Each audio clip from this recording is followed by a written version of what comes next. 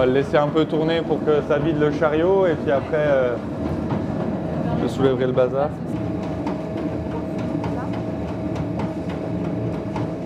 Comment on fait de la farine? Une fois que le blé est trié, on a le son qui est séparé de la farine. Donc le son, c'est l'écorce du blé, c'est l'enveloppe protectrice de la nourriture qui est l'amande, la nourriture pour le futur germe, la future plante.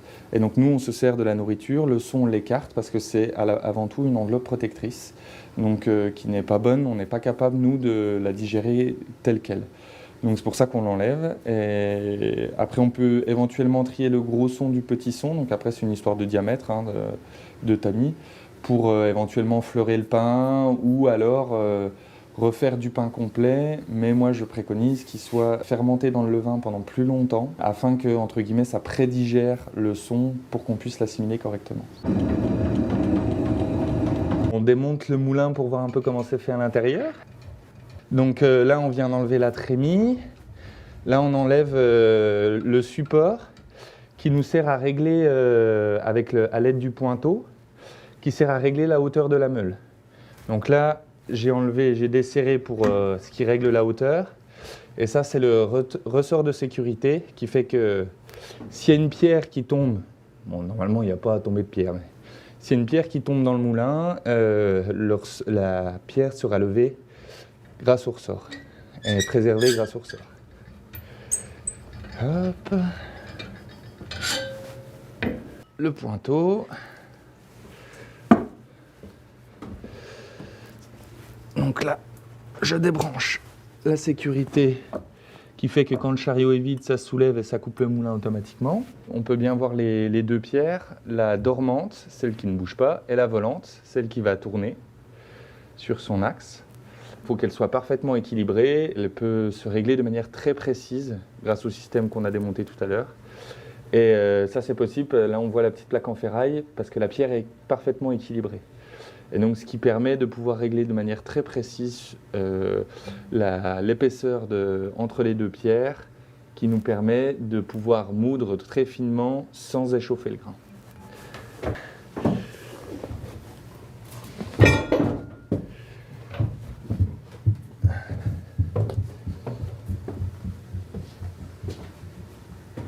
C'est du granit qui vient des Pyrénées, juste à côté d'où il a été construit. Et à côté des frères Astrier qui ont conçu et inventé ce moulin, qui ont passé leur vie à le concevoir. Et nous, on va passer notre vie à l'utiliser. Donc voilà. Donc on voit bien sur les meules des stries, je ne sais plus comment elles s'appellent, mais c'est des grosses stries qui permettent d'évacuer la farine.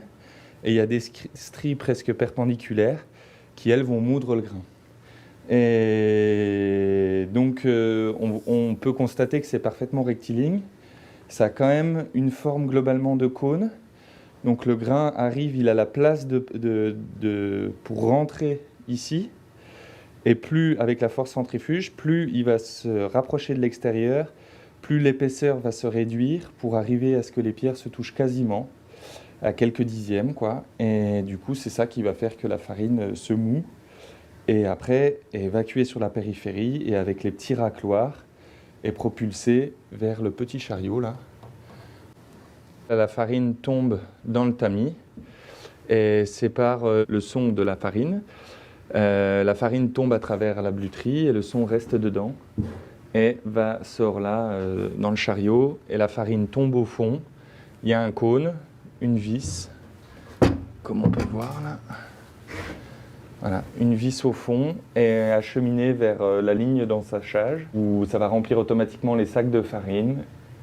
Et une fois que les sacs de farine sont pleins, ça monte par le tuyau en plastique dans ma chambre à farine pour faire les petits sacs. Donc voilà. Donc après le rendement. Quel est le pourcentage de son par rapport à la farine? Avec les moulins striés, en une passe, on arrive à avoir à peu près entre 75 et 80 en fonction des variétés et en fonction du taux d'humidité. Nous, on est entre 6 et 10 kg de farine à l'heure avec ces petits moulins-là, en une passe, alors que les moutures sur cylindre, ça peut aller jusqu'à 1 tonne de farine à l'heure. Donc le concept est complètement différent. Donc, on imagine 2 cylindres métalliques, un qui tourne plus vite que l'autre, le blé tombe entre les deux. Donc en fait, c'est des séries de cylindres.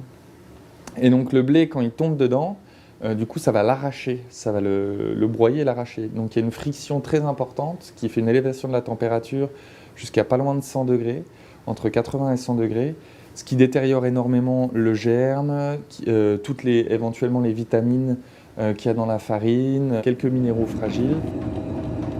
Comme les industriels voient avant tout le profit, ils prélèvent tout ce qu'ils peuvent valoriser par ailleurs, soit dans l'industrie cosmétique ou l'industrie agroalimentaire. Donc ils extraient le germe, ils extraient la couche à neurones, et après ils recomposent le reste et ils laissent reposer. Alors que nous, tout ce qui est bon est gardé. C'est-à-dire le germe, la couche à neurones où il y a toutes les vitamines, et la plupart des bons minéraux, tout ça est préservé. Et en plus, nous, avec la mouture sur les meules à strier, ça dépasse pas 50 degrés entre les meules. Donc du coup, il y a vraiment une préservation de la farine. Encore un avantage des moulins à strier, nous, c'est un transport, comme on a vu, mécanique. Alors que dans les autres types de moulins, c'est des transports pneumatiques.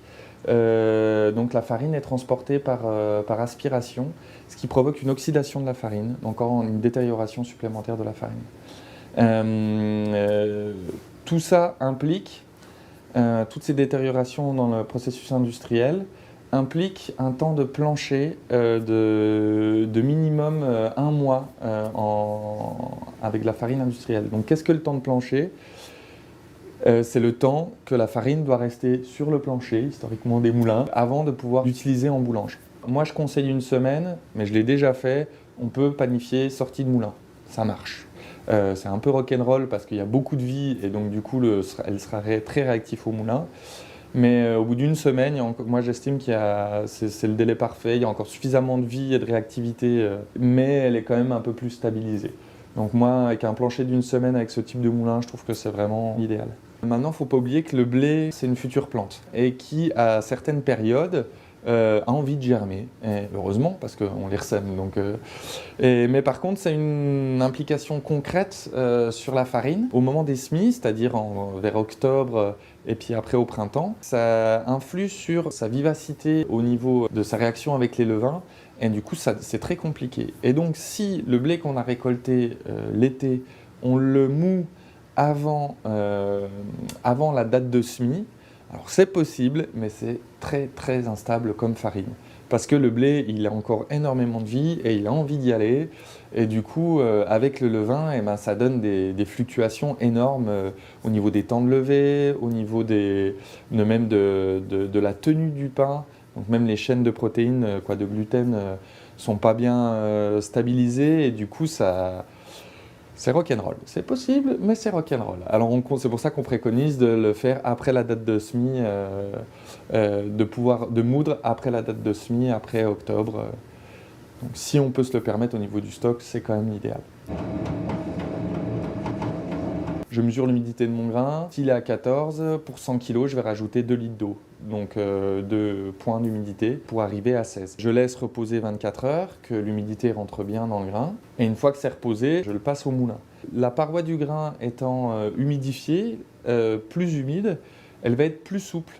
Et donc, quand ça va passer entre les meules, en fait, le son va quasiment se dérouler en fait. Donc ça c'est grâce au type de strie, mais aussi au fait que le blé n'est pas cassant. Et donc il va quasiment se dérouler et pouvoir ainsi vraiment se faire râper et enlever tout ce qu'on veut récupérer sur la couche à neurone sans éventuellement microniser du son, c'est-à-dire casser et broyer du son très très fin pour qu'il passe à travers le tamis. Et donc après, en boulange, ça a des influences sur la capacité d'absorption d'eau de la farine. Elle gère beaucoup mieux l'hydratation. Pour moi, je trouve que c'est bien plus agréable à travailler. La farine qu'on produit avec ces moulins, avec le tamis-là, c'est de la T80. Donc le T80, c'est le taux de minéraux. Donc c'est un processus qui est simple, hein. On prend une certaine quantité de farine à une certaine hydratation, on chauffe, on incinère plutôt, et on mesure ce qui reste. Et ce qui reste, c'est ce qui n'a pas brûlé, c'est des minéraux. Et donc il y a une échelle, et donc s'il y a tant de poids de minéraux par rapport à la quantité au début, ce sera soit de la T80, soit de la T110. Donc plus le chiffre est élevé, plus il y a de minéraux. Plus le chiffre est faible, moins il y a de minéraux. Et donc T80, c'est le juste milieu entre il y a suffisamment de minéraux qui permettent de nourrir, et ces minéraux qui restent avec le type d'extraction sont facilement assimilables par nous. Ce qu'il y a au-delà, c'est moins facilement assimilable par nous. C'est pour ça que moi j'aime bien travailler avec la T80. Et voilà la belle farine, toute fine. Ça, c'est la T80? C'est la T80, je fais que ça en fait. Donc là on voit qu'elle est un peu grasse, parce que quand je la compacte, elle reste en boule. Ça c'est le bonheur des vieilles variétés, quoi.